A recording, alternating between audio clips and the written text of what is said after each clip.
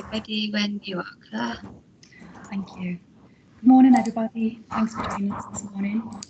Just a bit of housekeeping before we start. The session is going to be recorded, so if you don't want to put your camera on when you're asking any questions, just make sure that you keep it turned off. And if you're not happy with the session being recorded, if you can, wouldn't mind dialing out now.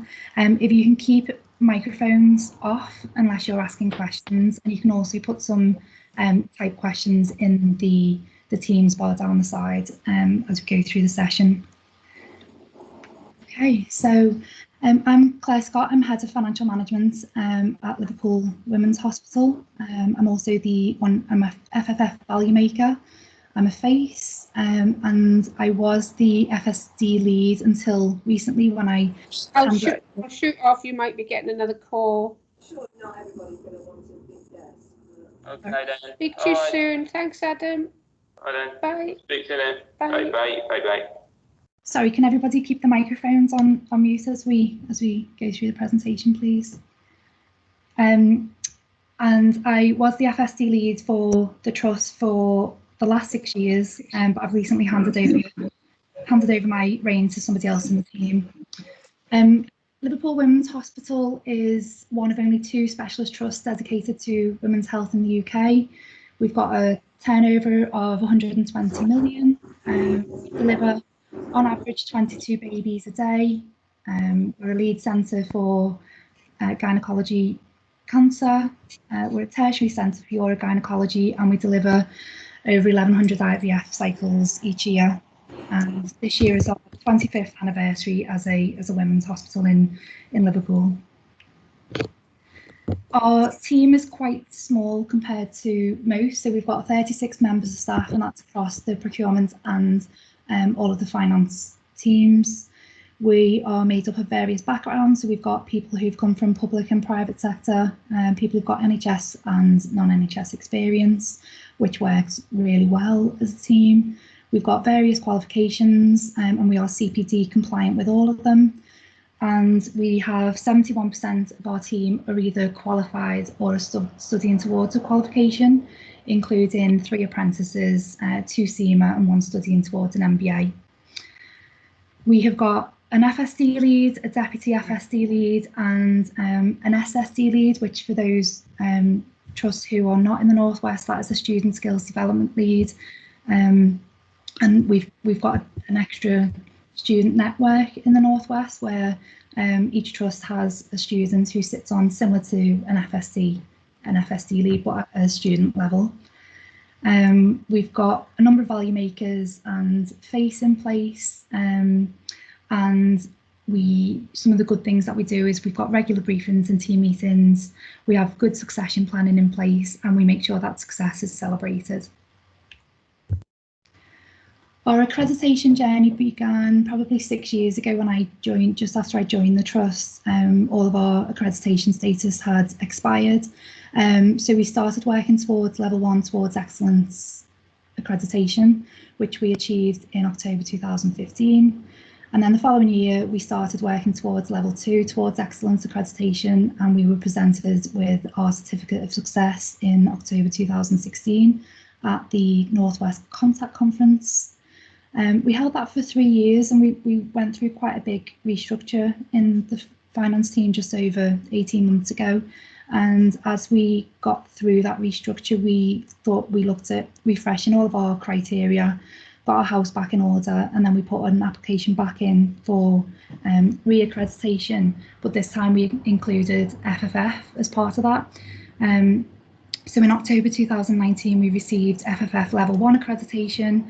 And then in November 2019, we had our FFF assessment for level 2, which we were successful. And in May this year, the NHS Financial Leadership Council awarded us with our certificate and accreditation status in both FSD and FFF. We are now talking about what plans we need to put in place to work towards level 3.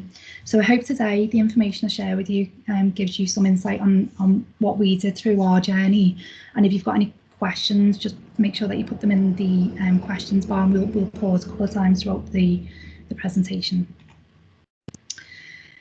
So the principal aim of accreditation is to allow the Finance Leadership Council to give recognition to NHS organisations who have the very best skills and development culture and practice in place. And the secondary aim is to ensure that all accredited organisations are fully signed up to the FFF aim of making people count by connecting and developing all NHS professionals. So we see the accreditation status as a way to show off what we do in the organisation, all of the good things that we do, and some of the things you don't even think about, you just get on with every day. It's just a good way to make sure that you show that off and you're recognising your team in the organisation with that status, and it's a really good way to network across other organisations and through FSD and FFF. There are 3 levels of accreditation, so I'm assuming the majority of people on this call have already been through level 1, which is looking at what your finance department does. Level 2 is organisation wide, so how your finance department is integrated within the organisation and how we support the organisation move forward. And level 3 is how your finance department integrates with the wider health and social care community. Level 1 is looking at whether you've got plans in place. Level 2 is designed to be harder than level 1. So it's looking at how are your plans that you've developed, are they actually being used? And level 3 is, are your plans making a difference? So we're going to focus on level 2 today. The accreditation process, so level 1 is achieved through a process of self-assessment with verification from an FD. Level 2 requires a peer assessment by colleagues from another accredited organisation. Where to start? So this is where we started off as a trust. So you will already, those who've got level 1 accreditation will have already been on the website and looked at the evidence proformas, and I'll share these. We'll be sharing these slides, so you can click into this link here if you're not too sure where to go. Level 2, when you go through your assessment, it's designed to be built upon level 1. So don't just pull the level 2 evidence together. Make sure you're building on what you've already pulled together for level 1.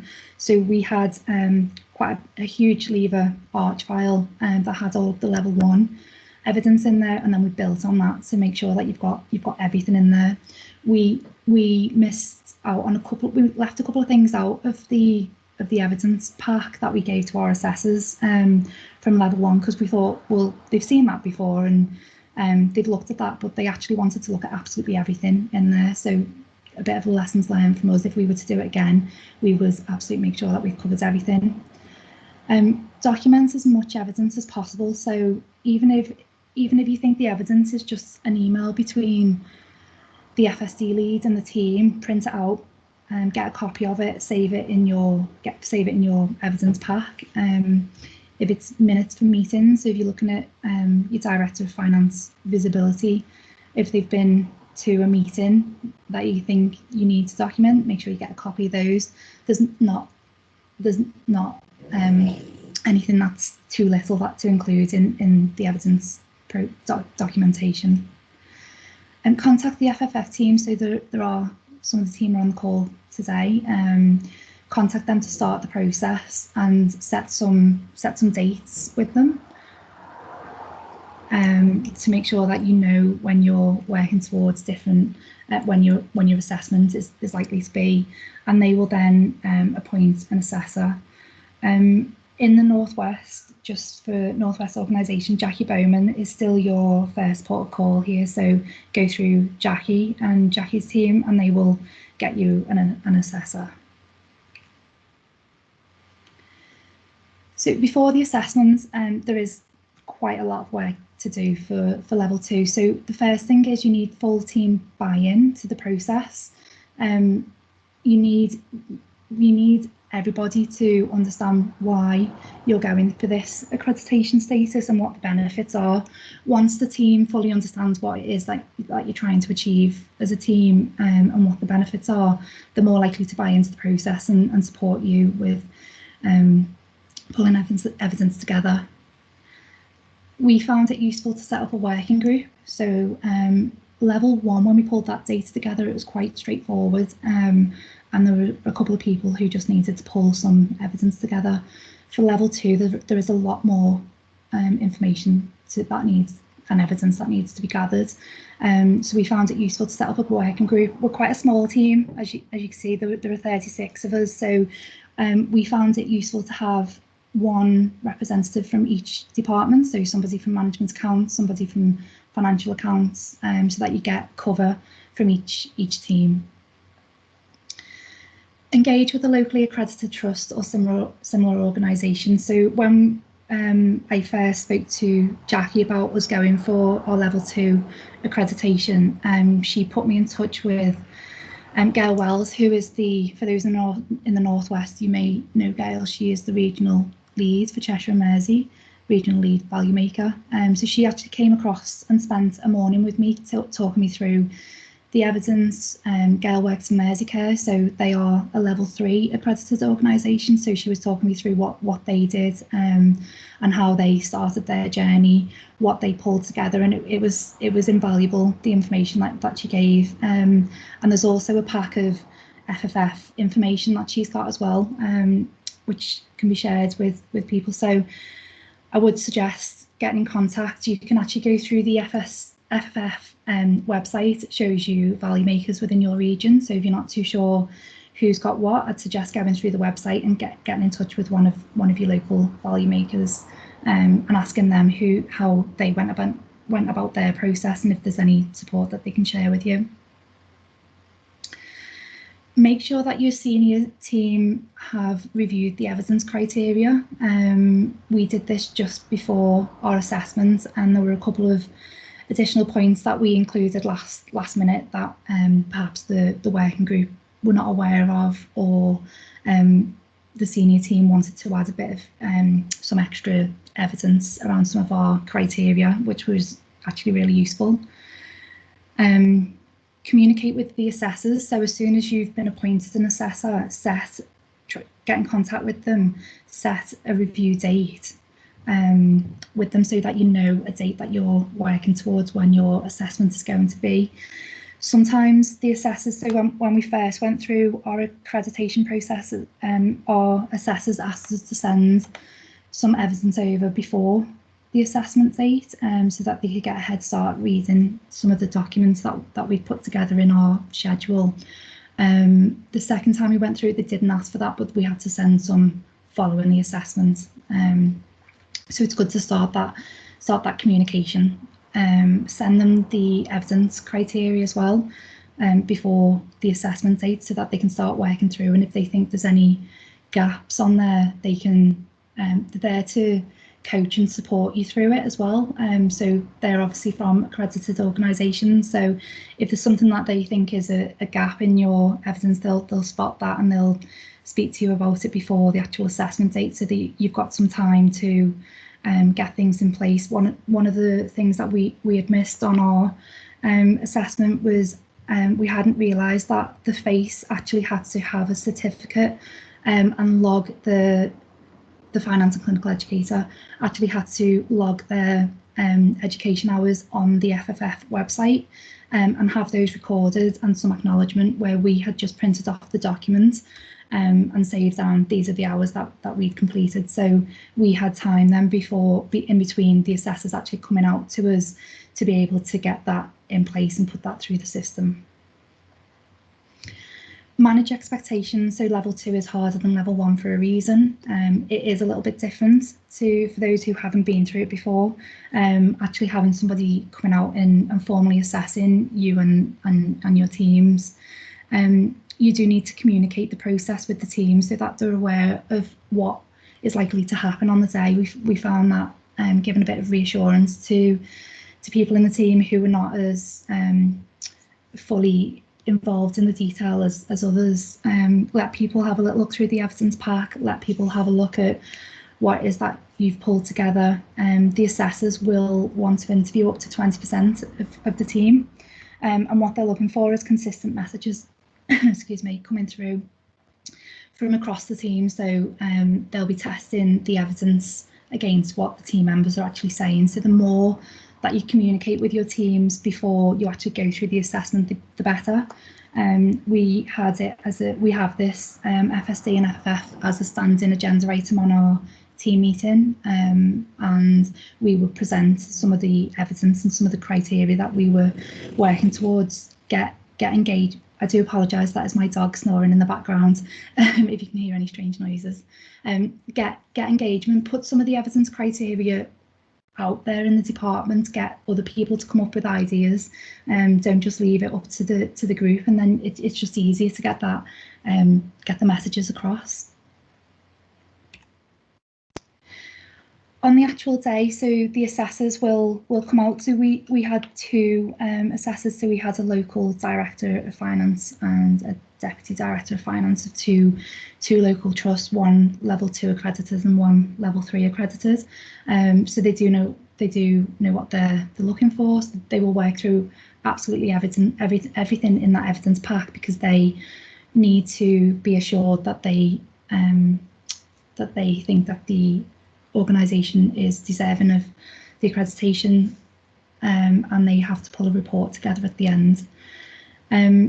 They will also want to interview non-finance staff, so make sure that you've nominated people and you have people ready on the day. So we asked one of our divisional operational managers to come along.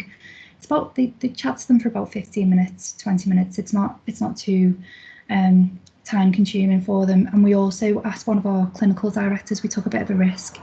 One of our clinical directors who doesn't like finance as much as some others, but we knew that we'd get an honest opinion, which we did do on the day, and it turns out to be really, really positive. Just make sure that if you are using clinicians, just make sure that you've got a backup ready as well, because obviously, as we know, they could be called into emergency theatres or other clinical duties last minute. We pulled a list of the finance staff available on the day, so we just gave a schedule to the assessors that included job titles and bands, because they want to get a good mix of people who they call it interviewing, but it's not formal. Just reassure your staff of that. They're just testing the messages. It's a bit of an informal chat to find out, how often do you see your finance director? How often are you told about messages that are going on within the trust? And they can be as honest as they like. On the day, they will want to speak to your director of finance or CFO and the deputy. So when you open the assessment, I sat in on that part as FSD lead. And it's more of just a bit of an informal talk between the group, just to talk about what do you want to come across in the day, what are the good things that as director of finance what do you want to show off that your team can do and has done. Are there any gaps that you want us to help you work towards completing? And then the DOF and CFO will also need to be there to close the assessment at the end of the day. So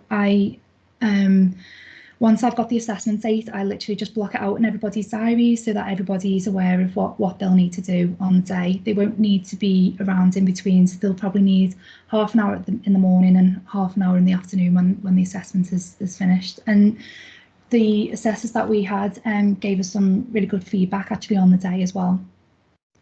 What they do then is they take all of that, they go away and they pull a report together, and they will share that report with the FSD lead before that is completed and sent into the FFF team. So I'm just going to pause at that point and just ask if there are any questions before I go through any of the evidence pro forma. Have I covered everything that everybody was expecting up to that point? There are a couple of questions in the chat. Yeah. One from Liza asking some criteria potentially shared by all organisations. For example, training program for the organisation by staff. Sorry, I couldn't hear that then. Megan, it's David Elcock here. For some reason, everyone's voices apart from Claire's are bouncing back. Oh. quite sure what's going on. Well, if you have a look in the chat, which you can select on the bar that pops up, you'll be able to read the questions. Okay, so there's one there from, shall I try and answer these for you, Claire? Would that be okay? Yeah, that'd be useful. Thanks, David. So hi everyone, it's David Elcock here. I'm now in my new role in the Northwest, but I agreed that I would support Claire through this through the presentation this morning. So thanks for joining us all. So Eliza, your question about potentially sharing elements of the evidence is absolutely fine. There are a couple of examples in the Northwest where CCGs have come together and share single documents across those organisations. So as a rule, people are very happy to let you do that, provided you can demonstrate there's actually some input locally as well. It's not you've just taken someone else's procedure or process off a file and stuck it into your own file. So that would be absolutely fine, as I say, provided you can show that you are actually using that evidence within your own organisation. Lindsay, I'll leave Megan to answer the question about how long it takes for an assessment. Julie Holden has asked a question about people working from home. We are at the moment trialling doing assessments virtually. There's a couple happening in the Northwest, and we were due to do one with the Royal Berkshire Trust, who unfortunately have had to withdraw. We're obviously aware that there's a need to do remote assessments, so we are trying to work our way through that at the moment. So the answer to your question, Julie, is yes, we can talk to people virtually, but we're just trying to work through what that process means. And then finally, Matt Clark has asked about submitting evidence in advance. Claire, I'm sure, would agree with me. That's absolutely a sensible thing to do, because it means that when the assessor comes in, they know what they're looking at in advance. It also means they can go through with you and pick out any issues that they spot before they come to you on the day. Claire, I think you said that's what happened with you during your level 2 process anyway, wasn't it? The assessors asked for the evidence well in advance. Yeah. And then Matt's asked another question, which is, do we need the evidence for level 1 as for level 2? Yes, you will do. On the day of the assessment, the assessors will be looking at everything in level 1 and level 2. And part of because level 1 covers so many of the basic things, that's pretty much where the focus will be when they talk to the members of your team. They want to make sure that they've all got job descriptions, they've all had PDRs, they've all got access to training that's relevant, and so on and so forth. So I hope that's useful. I hope that saved your voice a little bit, Claire. Let's have a quick drink, thank you. Megan, did you want to come back on the question about how long it takes between getting a request to you and an assessor being appointed? Yeah, of course. Hopefully, it's working now. I'm not getting that bounce back. It does just all depend on when you submit it. So, for example, I've had someone submit level 2 in the last week, but there's only a week until the deadline, so it's not enough time to put them in touch with an assessor and for the process to go ahead before the deadline. So they will therefore have to wait until December. But once you send it in to me, I will pair you with one of our assessors, and then it's down to you guys. You organise when to have the meetings. So it's kind of all on your terms once I've put you in touch with the assessor, if that makes sense. I hope that answered your question, Lindsay. But if not, you can drop me an email afterwards and we can talk about it then. Is that great? That's the end. So yeah, and just to let everybody know as well that you can contact Megan, or for those in the Northwest, contact Jackie Bowman in advance if you want to ask for some advice on your evidence pack. They are there to support you through this process too. And I can't stress enough, make sure that you include everything from level 1 in there. That is something that we didn't include, absolutely everything. So it just delayed us a little bit. We still got through because we still had everything, we just hadn't got it together in a pack. So yeah, that's useful, thank you. Okay, so I'm just going to talk you through what we submitted as our evidence proforma, and I've included some examples in here as well, just so you can see some of the things that we did that the assessors really liked. and hopefully you can set up something similar or take some of these ideas away to have a think about how you do it within your trusts. So in terms of, there is clear evidence of proactive professional leadership by the Director of Finance, CFO. So we were talking about that they are visible across the organisation. They play a really proactive role in development, planning, support.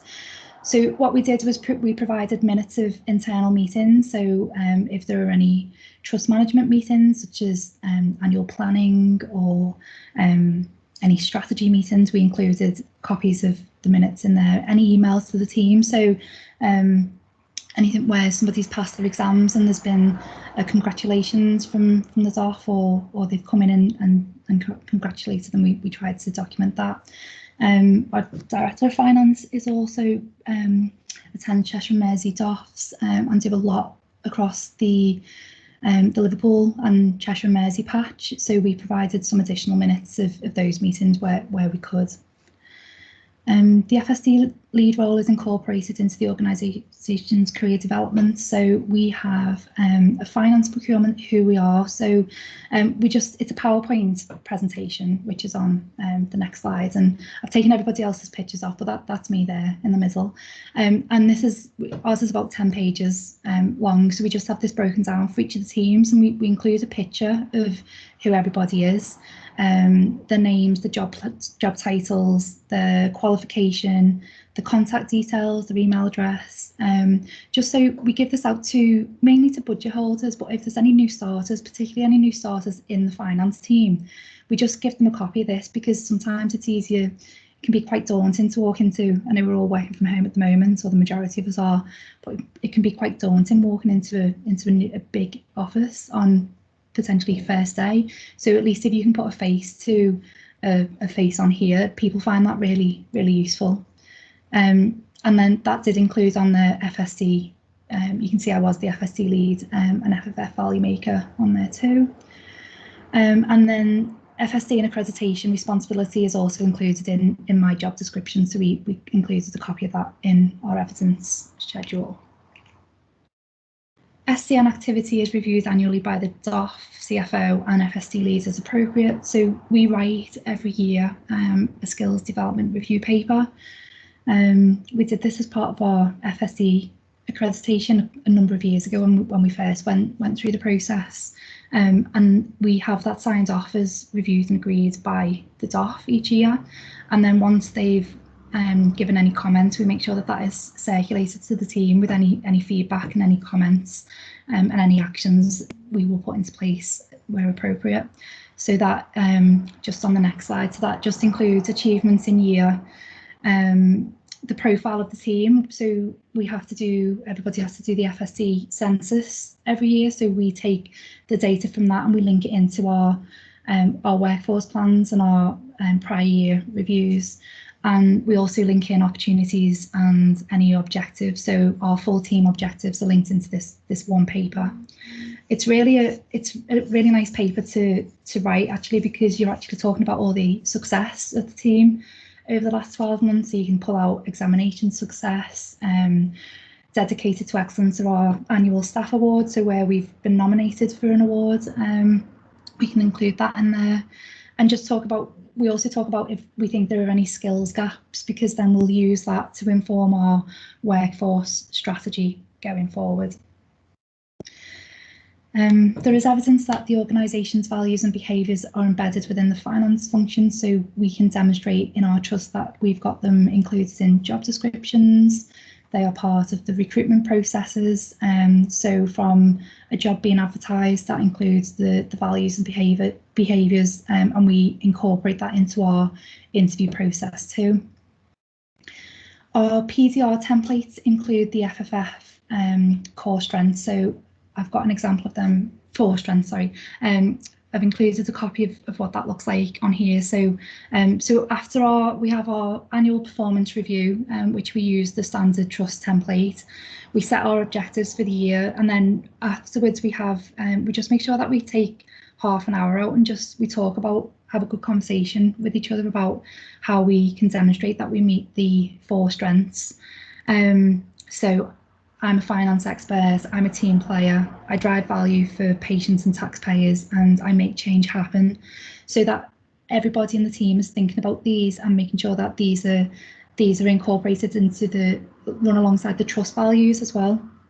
We find this really useful, and we get it's good to have that conversation between a line manager and a staff member, just to make sure that they can evidence that they are moving things along within the team. And we also have a values-based award. So this is in our team meeting, we have a template, a nomination form, where everybody in the team can nominate one of their colleagues for how they've demonstrated the values. So we do this on a quarterly basis. We read out the nominations in the team meeting, which are usually really, really good. And then the deputy and director of finance, they choose a winner, and then we give them, they actually pay for it themselves. They give them like a £20 WH Smith voucher or Amazon voucher, so that they can go and treat themselves to something nice as a way of saying thank you and well done. There is tangible evidence of a development culture as evidenced by case studies. So we've just got a template that we pulled together with 5 questions that we ask all, not only students, you can ask everybody in the team, because you don't have to be studying to have developments within your role. You could be doing something completely different. So we've collated those, we sent them out. Make sure that you're not just getting yes or no answers. So if you ask a question on your case study, such as do you feel that the finance department supports your studies, the assessors don't want to see a yes or a no answer. They want to know yes and this is why, or no and this is why, and this is what I think they could do. There is evidence that SCN and FFF related issues are communicated on a regular basis. So we have it as a standing agenda item on the team meeting agendas. We constantly email the event bulletins around and make sure that we're discussing in our teams who we think should go on what courses. We email any communications around. We have an annual team away day, and it's an agenda item on there. So our away day is actually tomorrow, which will be a virtual team away day, and we have a presentation on level 3 and how, as a team, can we start work towards that. So I always think the away days are a good way of launching, this is what we're going to do next as part of our FFF FSD journey. And we also talk about it at our senior team away day, and how we can support the team and take all of the evidence and look at any gaps. Is there anything in the workforce strategy that we need to be focused on, and how can we have that set as an objective for us to improve on for the next 12 months.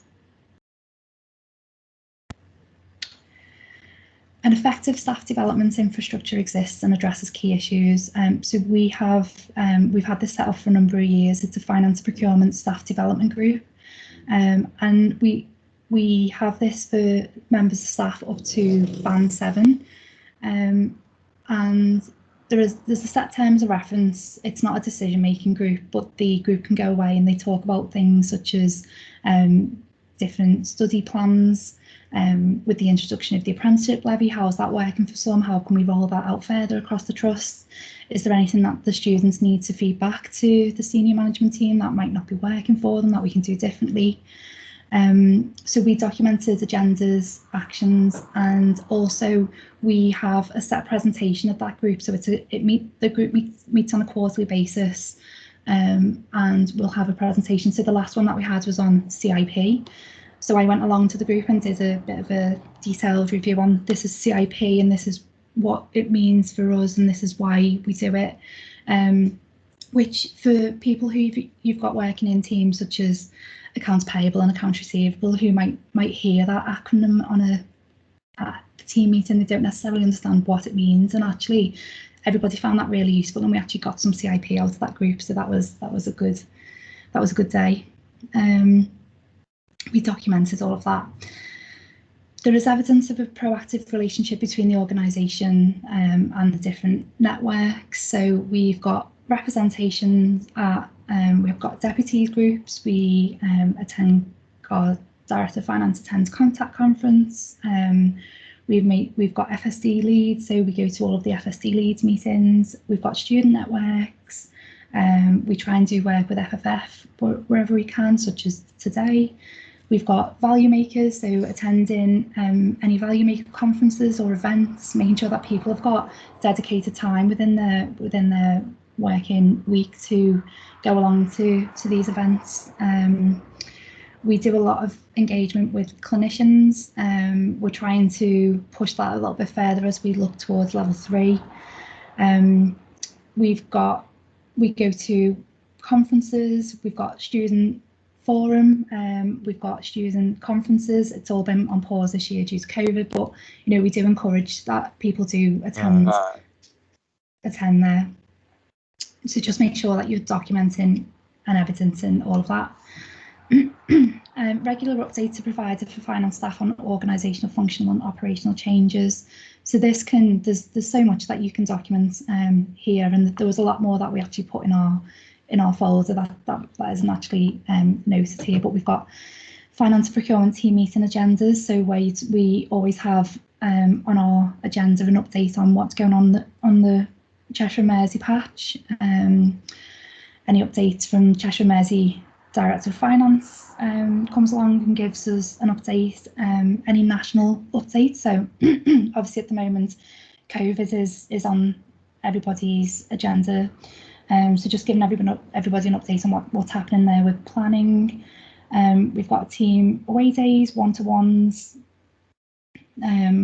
We do a monthly briefing, so the senior finance team, we pull an email bulletin, if you like, together, and we send that out to the team. Just I don't know whether I've got a copy of it here. No, that just talks about any new starters, what the financial position currently looks like, what's happening across the patch, what's happening regionally, etc. There's a lot that you can document there. Okay, so Section 2, personal development. So the personal objectives of members of the finance function are reviewed and set on at least an annual basis. So it's just making sure that all PDRs are up to date. Ours do include the FFF values within there as well. So that was received really well with our assessors, that we do that. We try and do a review partway through the year just to check that everybody's on track with their objectives and picked up through one-to-ones. Last year was the first year we actually all had a PDR that flows from the Director of Finance to the Deputy and right the way through the team in some kind of consistent order. And what we were able to do was then take everybody's PDRs and look at what it was telling us, and we were able to put a bit of an action and workforce plan in place around it. And we could see where there was a gap, or we could see where we needed to work on some succession planning or workforce development. And we provided a schedule of, I'm assuming that most trusts get a schedule of PDR status from their learning development or HR teams each month. We just provided a schedule that shows us all as green.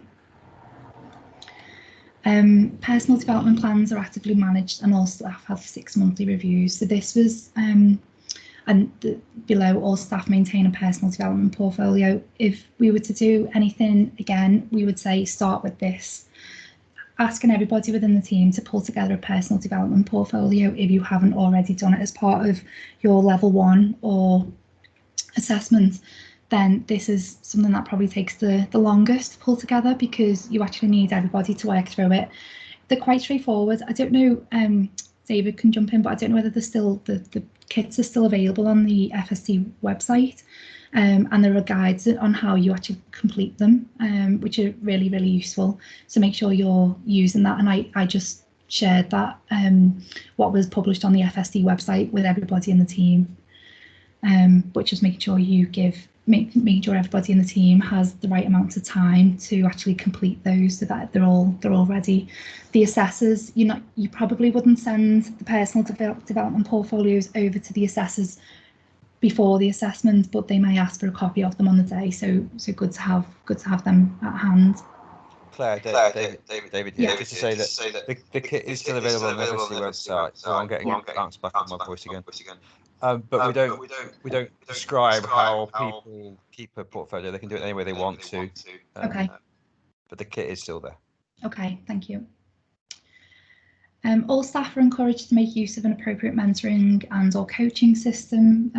So we just make sure that we encourage this. So we could document emails to the team with relevant information. There's access to coaching and mentoring through the FSD, through all HFMA, through different schemes. We have an internal mentoring scheme set up. So we've got a couple of finance trainees that we implemented. So they are 3 Band 3 members of staff who rotate between the different departments within finance over a 2-year period whilst they're training. So they've all got their own internal mentor.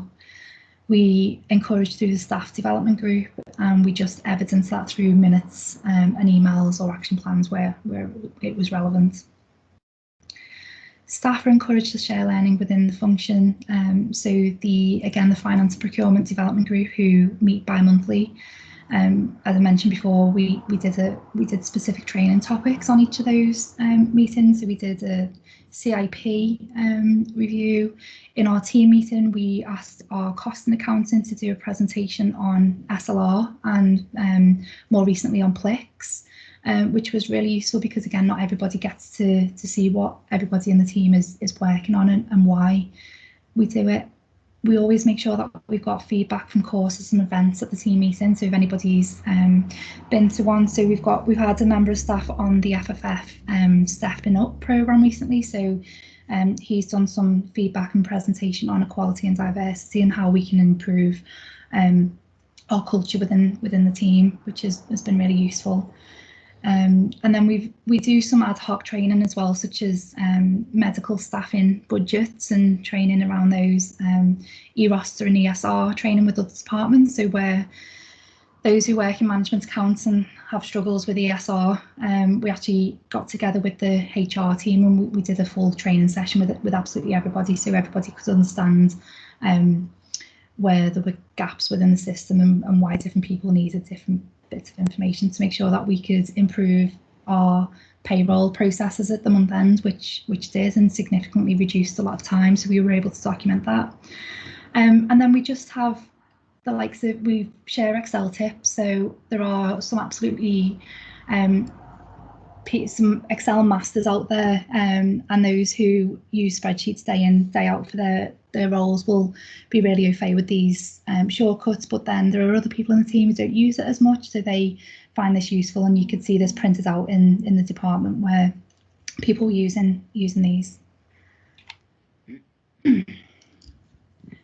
Section 3, so professional development. Where possible, active involvement with the wider student community can be evidenced. So we had a trainee apprenticeship who was shared. There are 3 smaller trusts in our network, so we shared that post between us, which worked really well. We have work experience placements throughout the year, so we're always taking students through, even if it's just somebody from school coming in to do their 1 or 2 week work experience. Not too sure how that's going to work going forwards with COVID, but be interesting to find out. And as I mentioned, we've got 3 Band 3 finance trainees in our department, and they rotate between the different areas of finance whilst completing their studies. There is evidence that success is celebrated within the organisation and beyond. So again, at team meetings, we do like to celebrate our success. So when we've achieved accreditation or someone's been nominated for an award, we always make sure that it's recognised through the team meeting.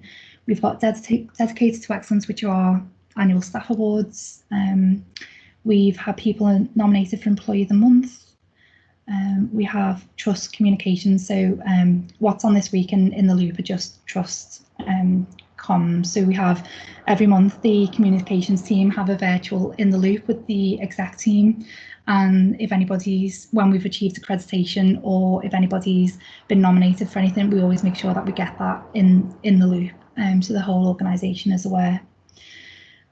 Our finance committee, so one of the first things we did when we started our accreditation journey was tell our finance committee what we were setting out to achieve. And once we've actually achieved it, we've got really good recognition from them. And then HFMA awards, so making sure that you put in nominations in for external awards. So our Deputy Director of Finance won the Deputy Director of Finance of the Year award last year with HFMA, which we found out just before our assessment, which was timed very nicely. There is evidence of networking across relevant local networks. So this is not just about your FFF and FSD network. So we have different groups. So our financial ledger is NEP Oracle. So we have a working group with some local trusts set up. So if we're experiencing any issues, it's likely that they are experiencing issues too, or they know how to resolve. So we make sure that we've got representation of that group.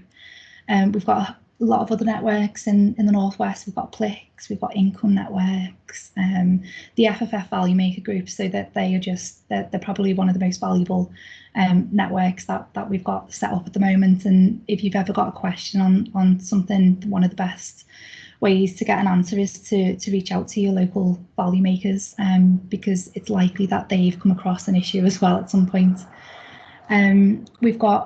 We make sure that our finance trainees attend student conference, and once they've been to student conference, we ask that they do a presentation back to either the team meeting or the annual away day, just to feed back to us on what it was that they learned and actually took away from the conference.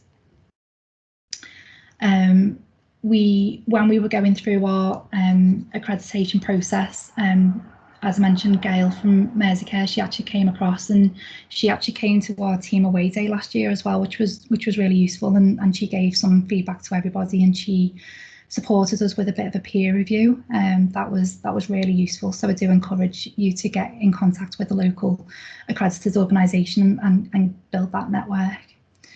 And then looking at supporting other trusts. So recently, I don't know whether anybody is on the call today from Gloucestershire, so I did a bit of a one-to-one with their team a couple of weeks back, just to support them with their process, and obviously I'm doing this presentation today.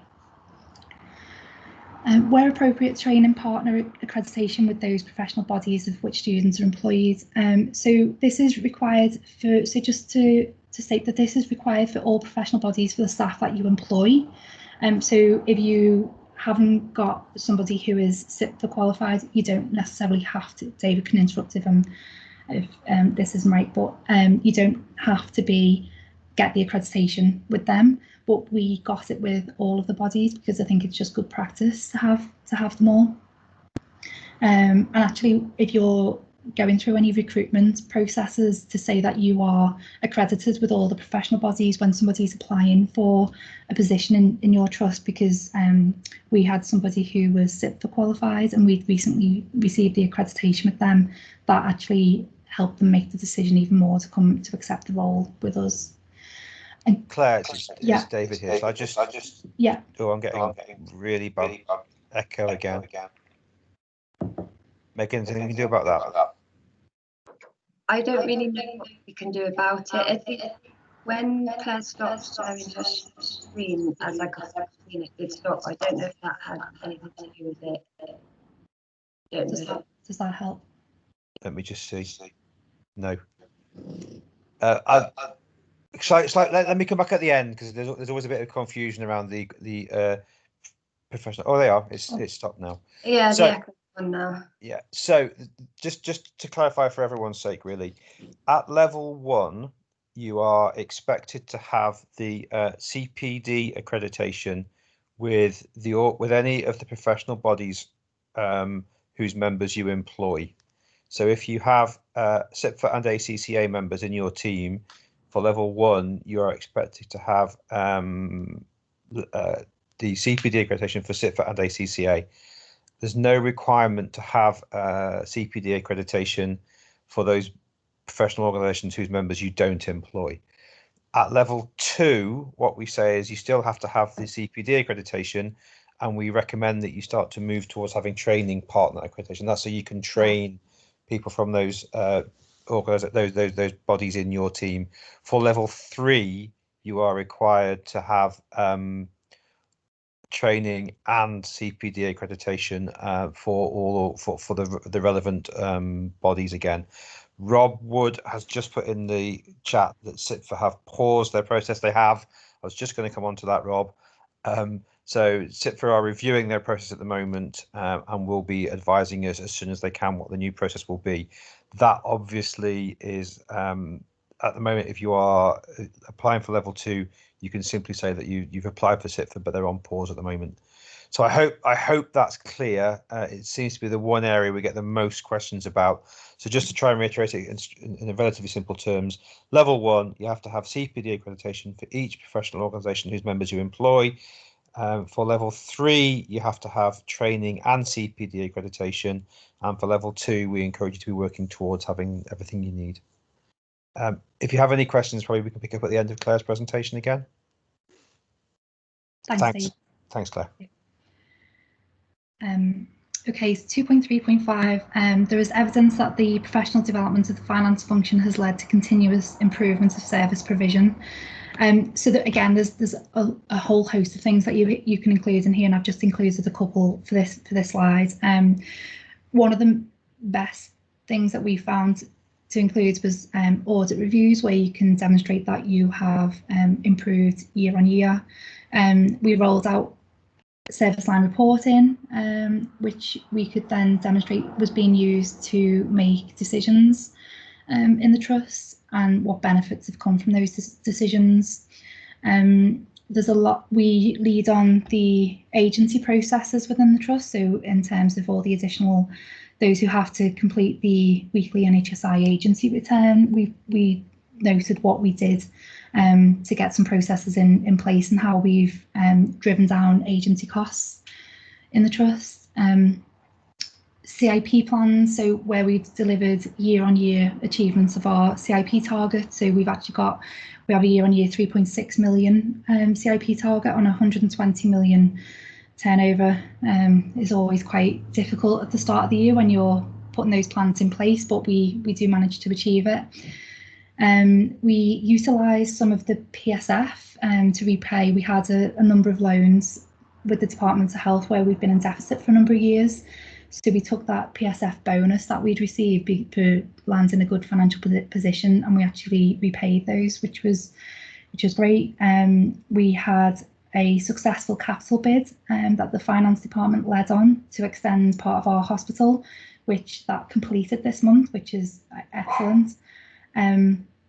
And then we could also demonstrate that our finance restructure included a number of internal promotions, and we've recently implemented a business partnering approach to improve how we do things even further.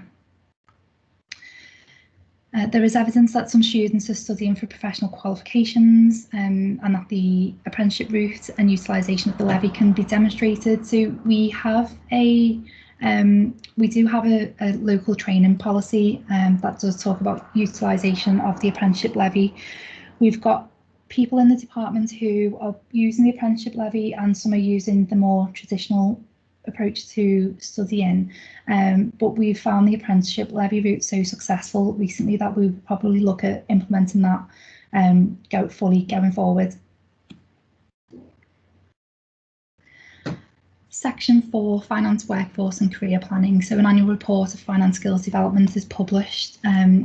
So sorry, I can't remember. Yeah, so we have an annual skills development review paper, which I'd mentioned earlier, that just talks about this is what the organisation's actually achieved. But then the rest of this section, we captured all of this under one workforce review paper and workforce strategy. So looking at the competence, any skills gaps, the diversity of the function, and looking at the equality and diversity commitment charter with FFF. So just to give you a bit of an idea of what we included in that, so we linked the workforce review paper to the trust workforce strategy and the people plan, which an update was published I think about 2 weeks ago. So it's actually a good time to do a refresh of your workforce strategy. Your local workforce strategy. We outlined the objectives of the plan, so what we were aiming to achieve from it. We used the annual FSD census to support completion, so we could see who we've got in what bands, female, male, other gender, ethnic background. We outlined the current team structure, everybody's skills and qualifications, so that we could see if we had any gaps in the structure where we needed to get people on a development plan, or if people were not studying, and what we were going to do to address that. We looked at equality and diversity, and we linked it to the local population. So we logged onto the census details to just check what the equality and diversity in the Liverpool area looked like, and how our team compared to that, and if there were any differences, and how we could address those differences, and if there was something that we could be doing differently. We reviewed the gender of staff in different banding categories. We've got a lot of senior female leaders at Liverpool Women's, so the split was a little bit different for us than maybe some other trusts. And we looked at the age profile of the department to make sure that our succession planning was in place. And from that, so we were just looking at what is the data telling you, what gaps have you got in the above, note the actions required to address these. We linked in some of the FFF resources to support. So by doing this workforce review paper, that identified that we needed to do more work around equality and diversity. So we looked at FFF and how we could take the equality and diversity charter and then bring that back into the team, and what we could do next with that. And also, how does it help you plan for your future workforce requirements? So we linked in other reviews. So the annual NHSI benchmarking returns. We took that data, we looked at the Carter review, and we looked at where we could do more collaboration with other trusts, because we are a smaller team on the patch.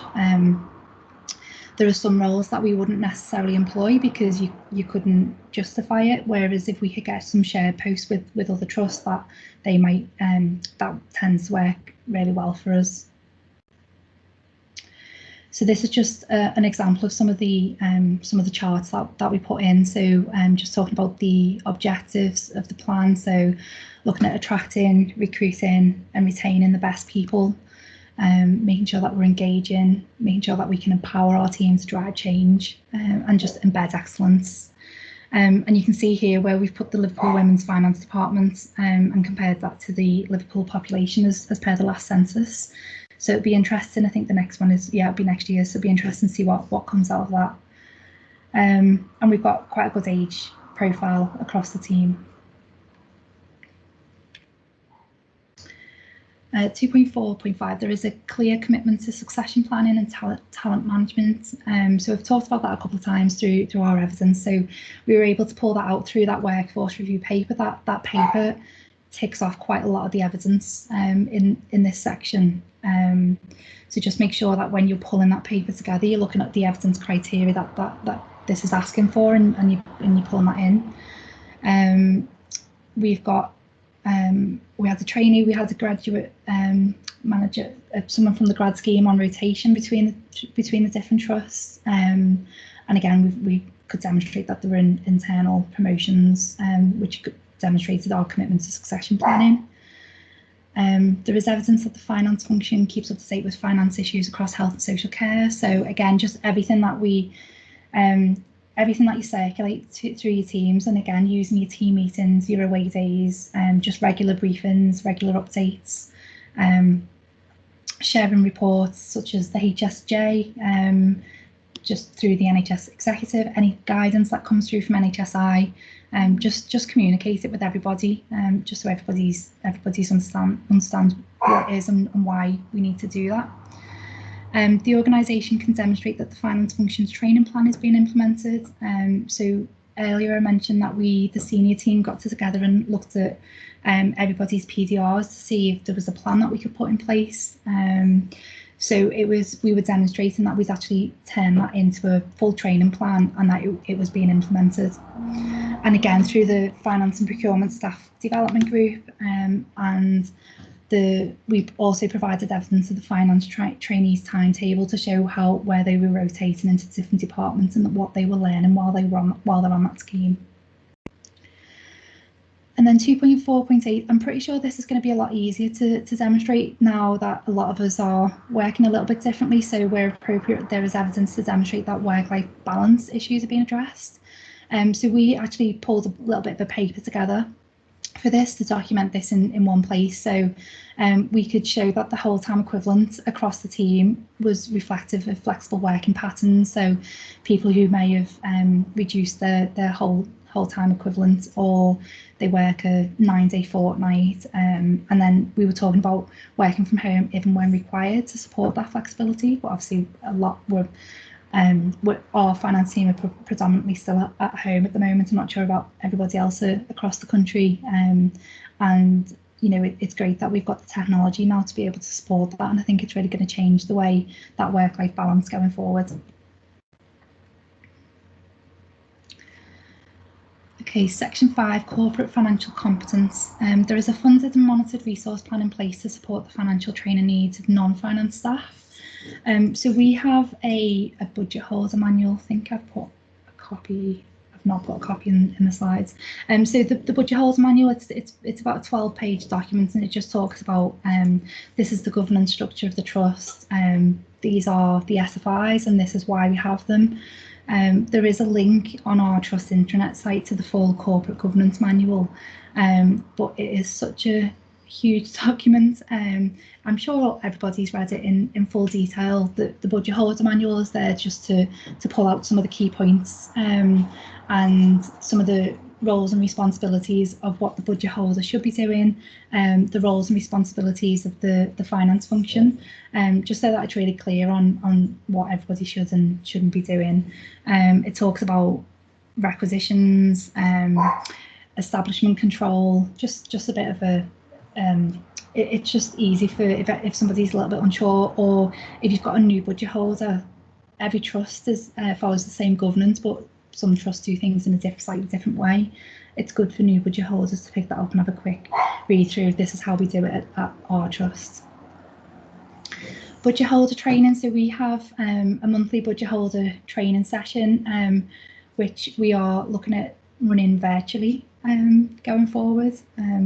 As part of the new normal. So we put a copy of our training slides in, and a copy of who's actually attended the training over the last 12 months as well, because it's all good saying that you're doing budget holder training, but are the budget holders actually turning up and taking part in the training? And are you tackling the areas of people who need training more so than others?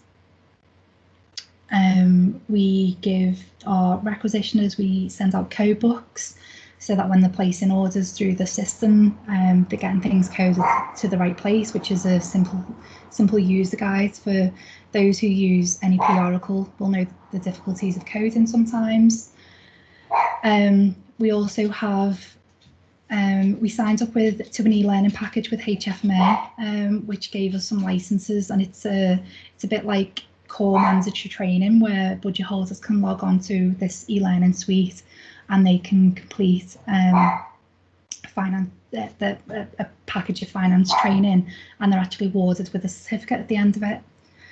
And we could also demonstrate that our FACE has a level 2 certificate.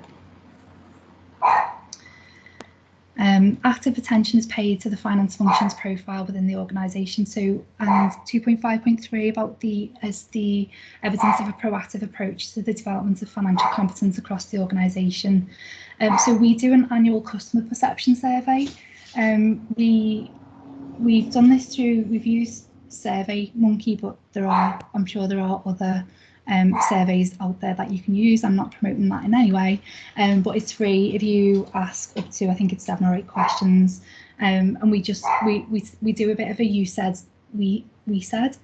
So we'll send out the same questions that we send out to budget holders to the finance team, so that we can actually compare how we perceive ourselves compared to how budget holders perceive us.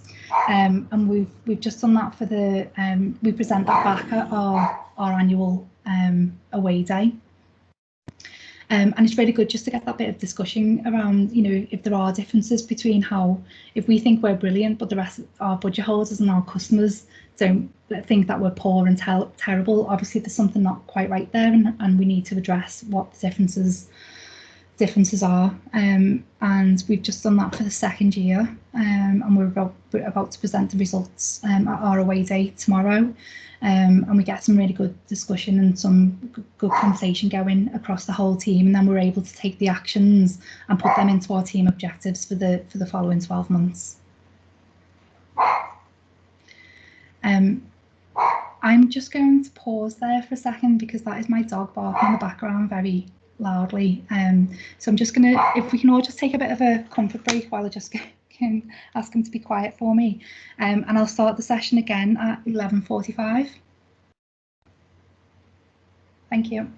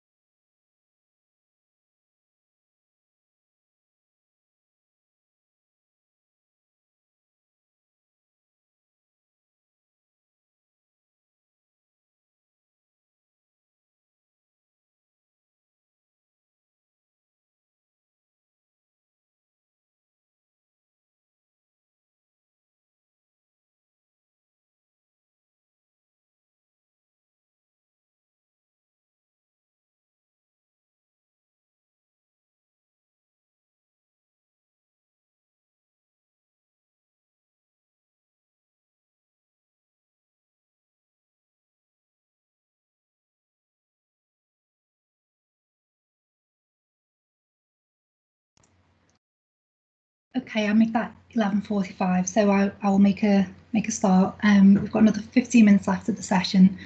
Got a couple more slides to go, and then there'll be some time for questions at the end.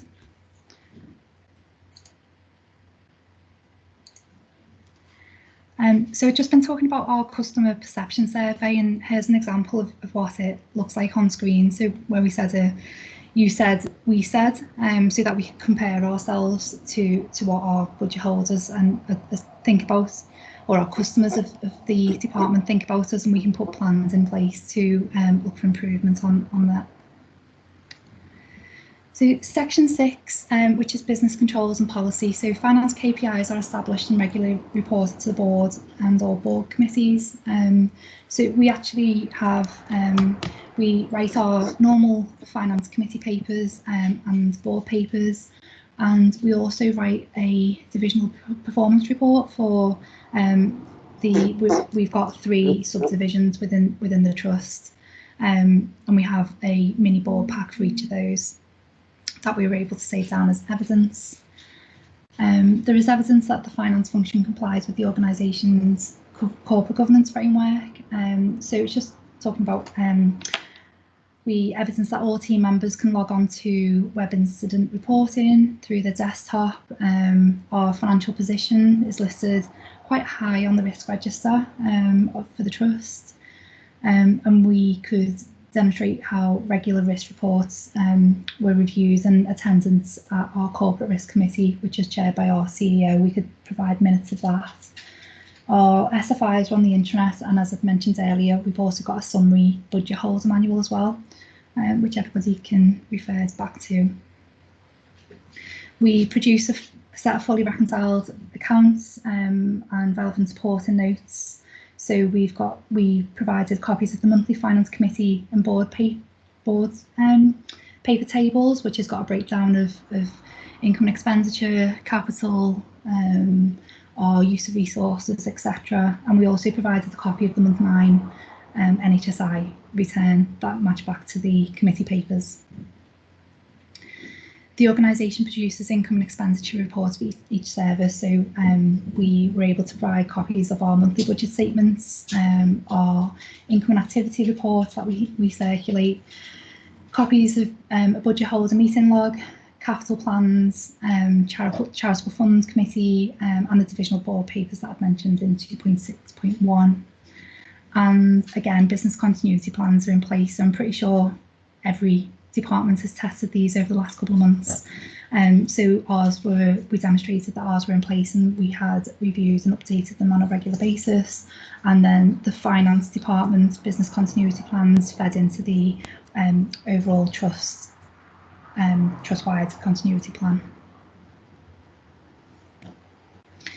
The finance function can demonstrate proactive engagement with internal and external audit providers. So we save down copies of our audit reviews, how we'd dealt with some issues that may have cropped up through audit reviews and the outcomes. And we also saved copies of, we went back a couple of years so we could show where we'd improved year on year on our audit reviews, or remain consistent where we had high assurance.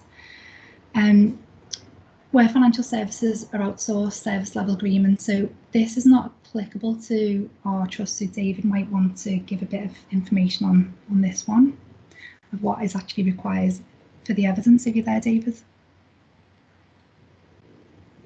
Yeah, I'm here, but I was on mute. Can we just do whatever it is that stops my voice echoing, please, Claire? I think it should be that. Nope, that's not worked. Oh, it has. Good. It's like magic. So what we're looking for there is that just where there are outsourced agreements you've got in place with other organisations, whether they're NHS organisations or commercial organisations, that you have got an SLA in place to back them up. We also need to see that if there are gaps in the service provision, that you are actually doing something about that. That may be audit committee minutes, that may be a note from the FD, it could anything just to show that you're following up where there are any difficulties. I have to say that in my years of doing reviews of evidence, this hasn't ever been something that's caused a problem. So I'm sure if it is relevant to your organisation, you will have the relevant information in place. I hope that helps. Thank you, David. And the last evidence criteria is evidence of effective use of the FFF toolkit in the review and improvement of processes and relationships within the wider organisation. So this is something that we found really useful when looking at our workforce review document, which we talked about under section 4, of where we could set some objectives and some improvements within the department. So we knew that we needed to improve on our purchase to pay, just where people were unclear of whose responsibilities are to do what. So we were able to take that toolkit and roll that out with budget holders, and we're actually still doing some work on that at the moment, but it's the toolkit really helped. We included the equality and diversity focus as per the workforce review paper, and also the Great Place to Work charter and survey. So we linked that into the workforce review, but we're actually doing some work on that at the moment. I think do you have to demonstrate, is it 2 for level 2, David? And then, but we're using these, we're starting to bring these in each year, and we've put a bit of a programme of work over the next 2 years on how we're going to use check-in with each of the toolkits to show this is what we've done with it and this is what we've improved because of it. There's also a link to where the toolkits are on this slide. So that is the last slide on what we pulled together as our evidence in Liverpool Women's Hospital. I hope everybody has found that useful, and I'll just pause there for any questions that may have come up.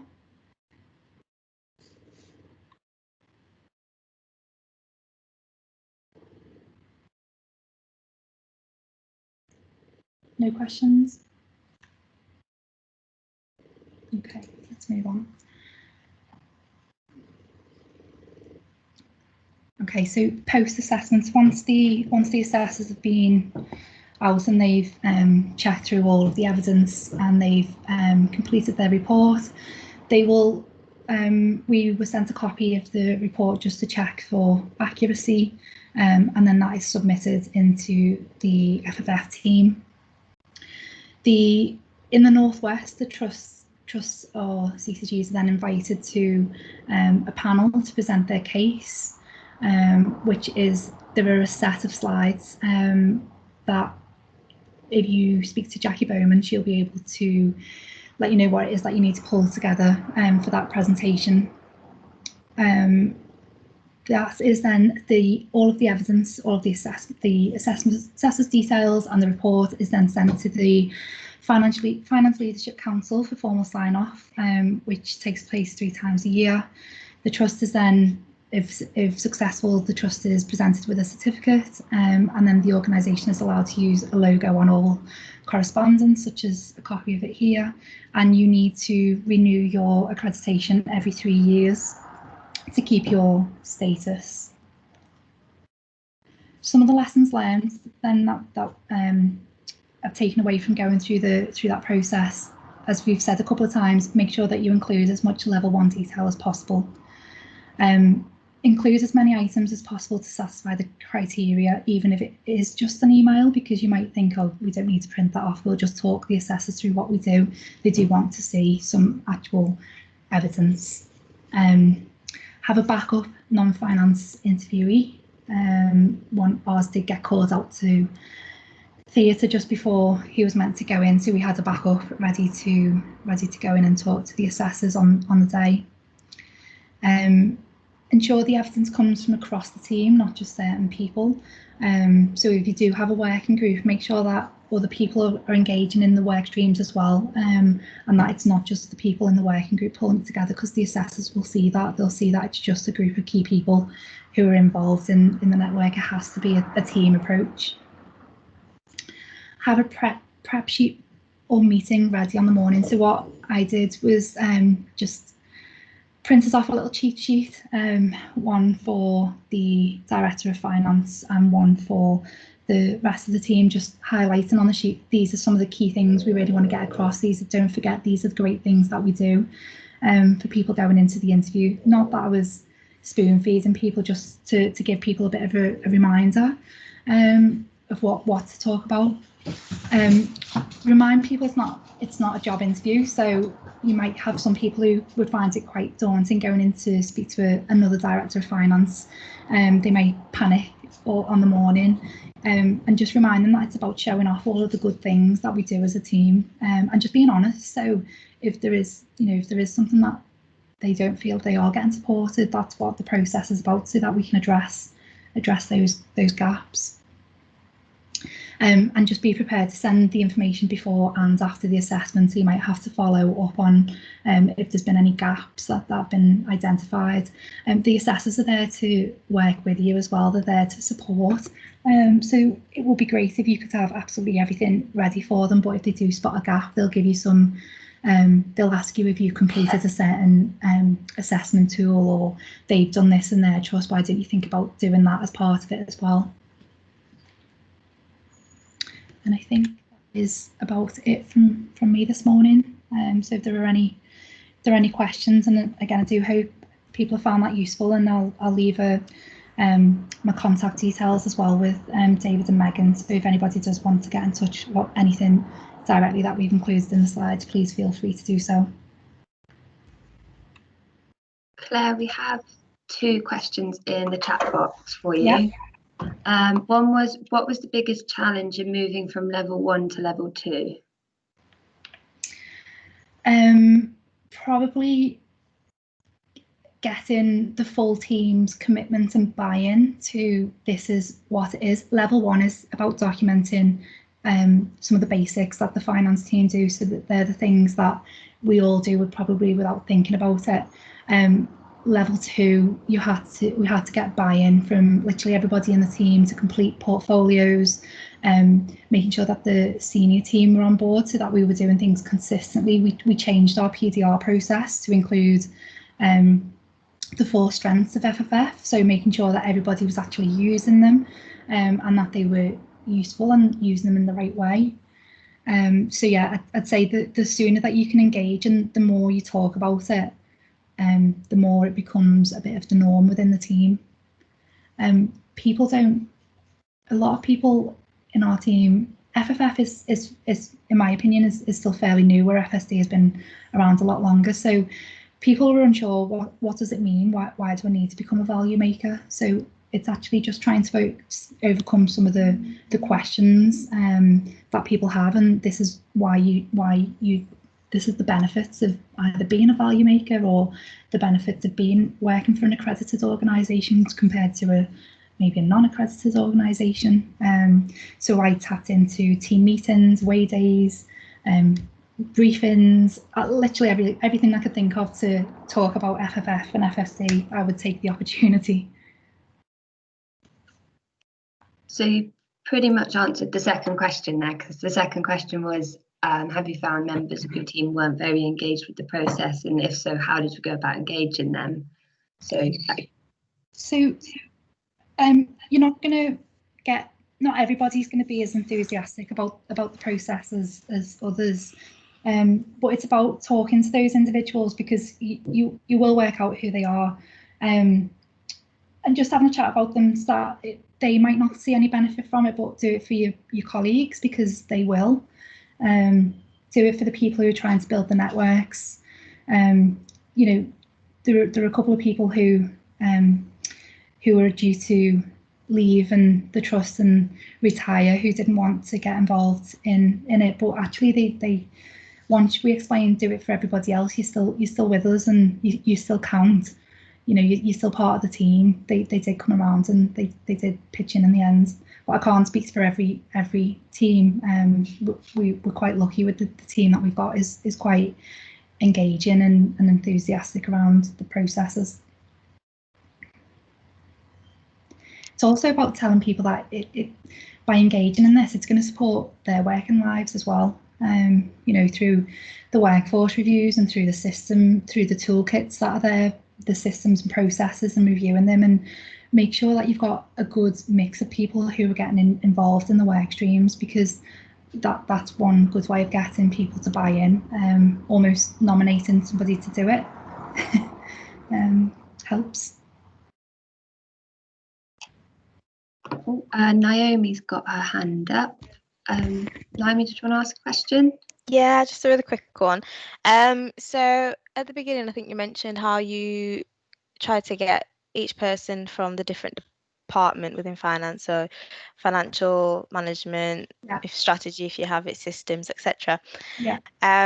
So I'm from Health Education England, and we're all, even though we're all one team, one finance team, we're all very, I don't know how to say, I don't use the word segregated, it's just not the best word to use, but we're so far away from each other. We're across the whole of England, so we also our functions are different. So in Leeds, we've got a management accounting team, Manchester's got a financial systems team, so we're all kind of like everywhere.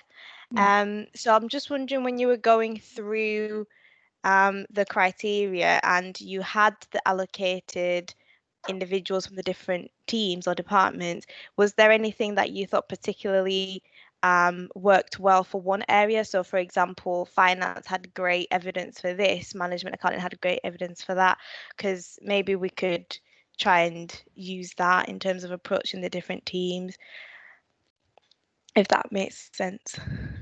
Yeah, so I think have you and whereabout are you in the process? Have you started working towards any of your criteria yet?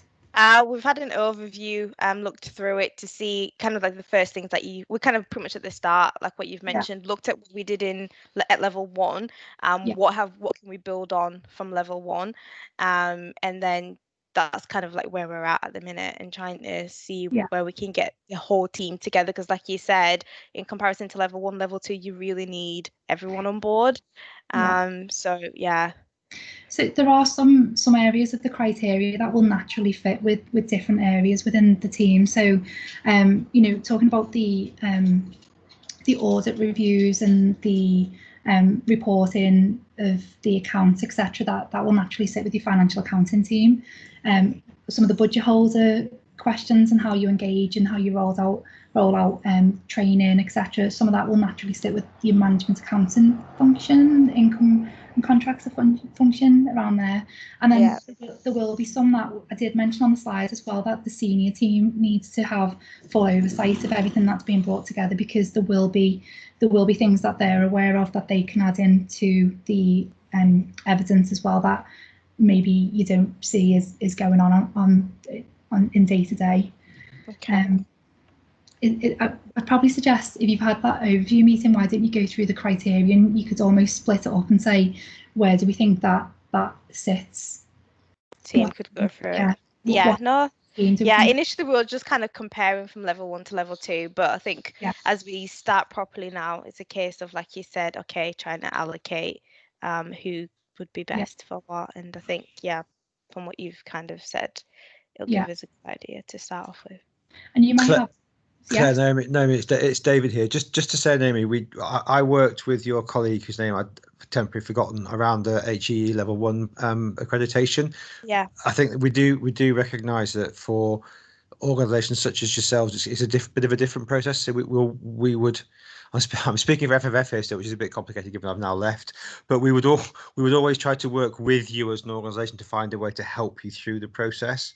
Okay. It's definitely not a straitjacket where you have to achieve every single criterion to a specific level. You have to make sure you're meeting what's meant by the criteria rather than what the actual specific words are, if that makes sense. Okay. So we would work with you to try to find a way through it.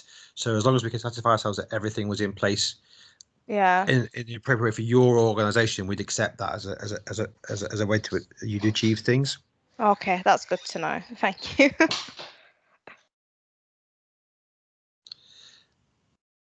Shall I just wrap up then, Claire? Is it any last chance for any final questions?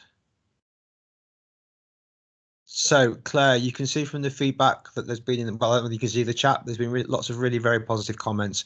So thank you very, very much for taking the time out of your day to do this for us. You've timed it almost to perfection, just after 12 o'clock. So great stuff. Thank you very much for that.